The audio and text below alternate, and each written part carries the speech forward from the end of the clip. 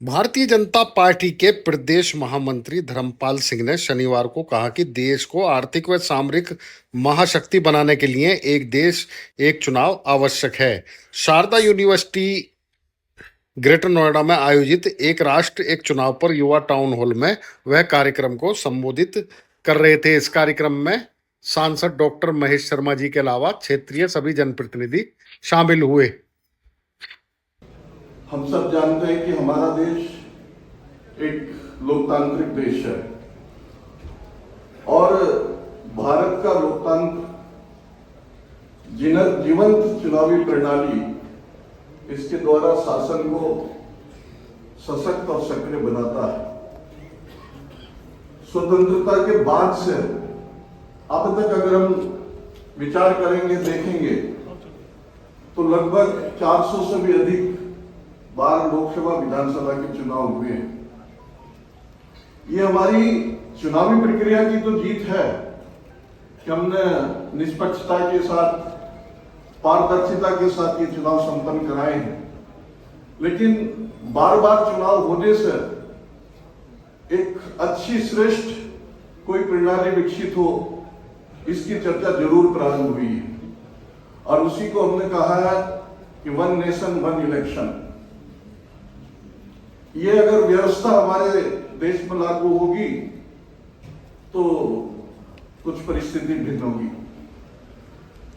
जब हम एक राष्ट्र एक चुनाव का विषय कहते हैं तो उसका अर्थ है कि लोकसभा और विधानसभा इसके चुनाव एक साथ कराए जाए।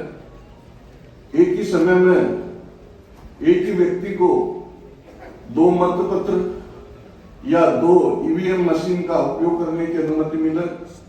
एक से विधानसभा का चुनाव, दूसरे से लोकसभा का चुनाव।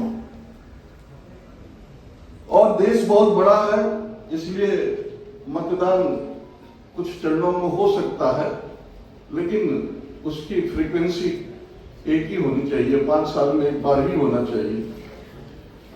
और इस प्रकार का विषय बार बार आता है। जब हमारे सबसे पहले प्रधानमंत्री भारत रत्न स्वर्गीय अटल बिहारी वाजपेयी जी बने थे, उन्होंने भी इसकी चर्चा की थी।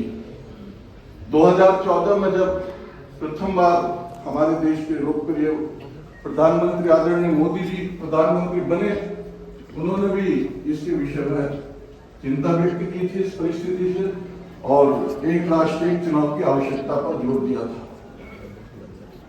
ये सब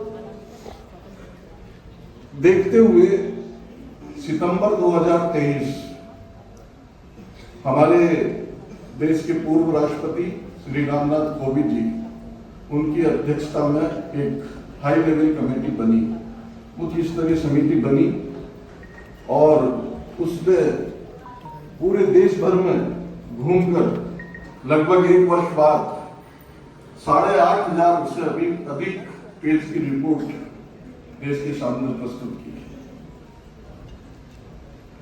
इसको 18 सितंबर को संभवतः केंद्रीय मंत्रिमंडल ने मंजूरी दी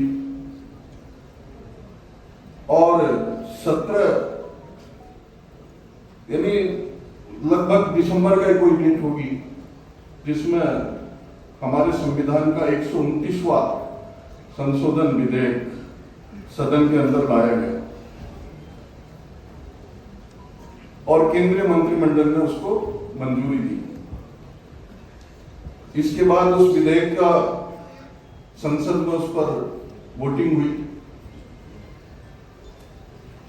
269 इस विधेयक के पक्ष में मत पड़े और 198 विपक्ष में पड़े और इसको पास कर दिया गया।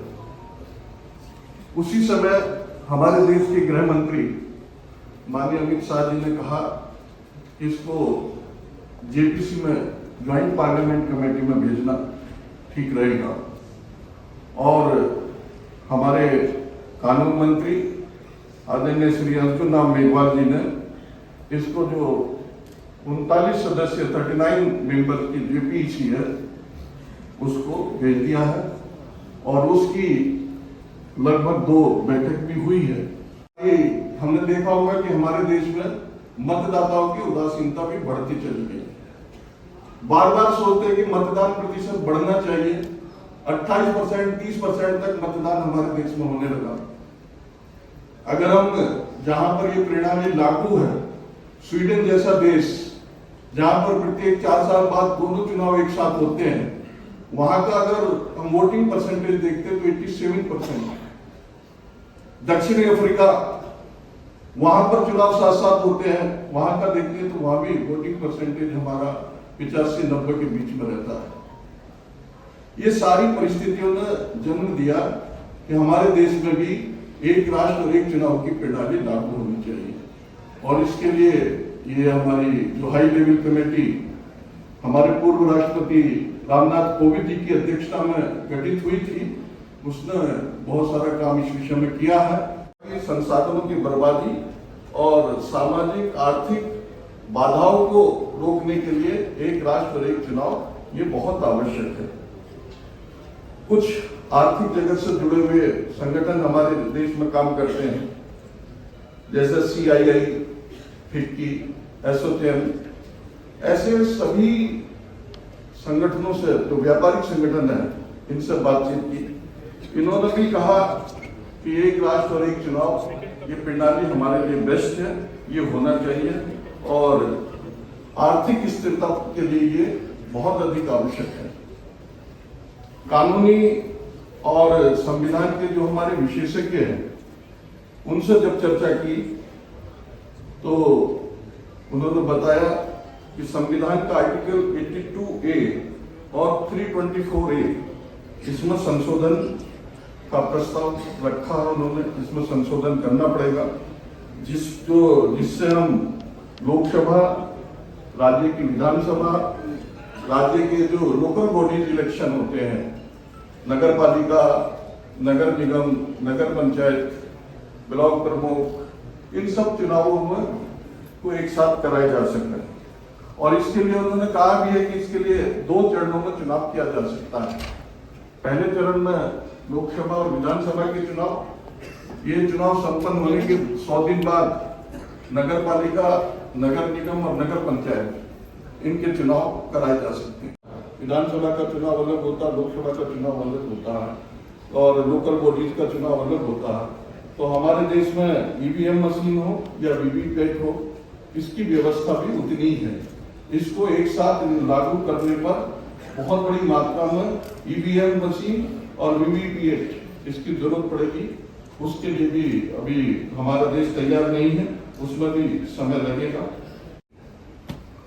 उन्होंने जो हमारी समिति है, उन्होंने एक चीज और देखी, सभी राज्यों की वोटर लिस्ट देखी, मतदाता सूची, उसमें बहुत प्रकार की खामियां थी। और ये जो एक तरह से अक्षम वोटर लिस्ट जिसे कह सकते हैं, वो उन्होंने पाया। इसके लिए भी उन्होंने सजेशंस दिया, सजेशंस इकट्ठा किया कि ये सभी जो 3 स्तर के हमारे चुनाव हैं, इन 3 स्तर के लिए सिंगल वोटर लिस्ट और सिंगल EPIC ये बहुत आवश्यक है। और इसके करने से एक तो डबलिंग बचेगी, 2 स्थानों पर मतदाता अपना मत रजिस्टर्ड कराए रहता है और समय भी कम होगा और मतदाताओं के अधिकारों की रक्षा भी होगी। मात्रा में आवश्यकता पड़ेगी